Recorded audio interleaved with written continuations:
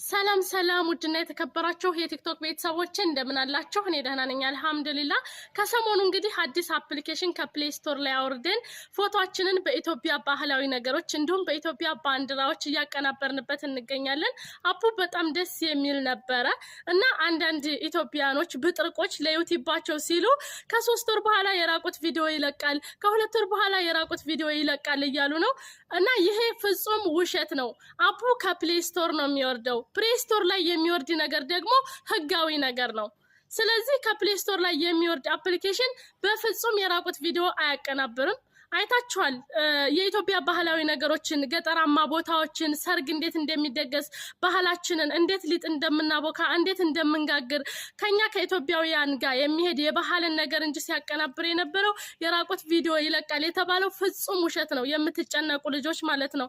ከለቀቀም ደግሞ እኔ አንዷ ነኝ። እሰይ እንኳን ይልቀቅ መሆነን እንጂ መባልን አንፈራም። ነገር ግን አንዳንድ ልጆች የራቁት ቪዲዮ ስትልኩ ኖራቸው እና በዚህ አፕሊኬሽን ለማሳበቢያ ምናምን አትጠቀሙት ማለት ነው። እና ሲቀጥል የኛ ኢትዮጵያውያን አጀንዳ ለመቀየር ነው። ምክንያቱም አፑ በጣም እኛን መሽቁል አረገን።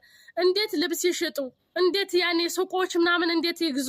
ምክንያቱም ይሄን አፕሊኬሽን በማቀናበር አብዛኞቻችን እሱ ላይ መሽቁል ነበርንና የኛ ኢትዮጵያ ሆን ብለው የፈለሰፉት ሆን ብለው ይሄን አጀንዳ ወደ ሌላ አጀንዳ የቀየሩት የኛ ሀበሻዎቹ ራሳቸው ናቸው።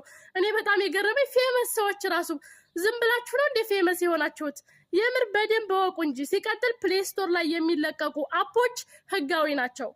ስለዚህ ፍጹም ውሸት መሆኑን ይሄንን ቪዲዮዬን ሼር እና ዱት ኮፒ ሊንክ አድርጉልኝ ማለት ነው። ሼር አድርጉት ለተጨነቁ ልጆች። ዝም ብላችሁ ሰውን አታስጨንቁ ማለት ነው። ይሄ የራቁት ቪዲዮ ምናምን የተባለው ፍጹም ውሸት ነው። አይለቅም። አፑ እኮ መከሰስ ይችላል። ሲቀጥል አፑ ከፕሌይ ስቶር ላይ ካወረዳችሁ ፕሌይ ስቶር ላይ የሚለቀቁና የሚጫኑ አፖች ደግሞ ህጋዊ ናቸው። ስለዚህ ፍጹም ውሸት ነው። ሆን ብለው ይሄን አጀንዳ ለመቀየር ነው። 666 ነው ለኛ ለሀበሻ ብቻ ነው እንዴ ፕሌይ ስቶር ላይ እየተለቀቀው? አፑ ለዓለም ህዝብ እኮ ነው። እንዴት ነው እንደዚህ አይነት ነገር የሚሰራው? ነው ለኛ ለሀበሻ ተብሎ ነው የተሰራው አፑ።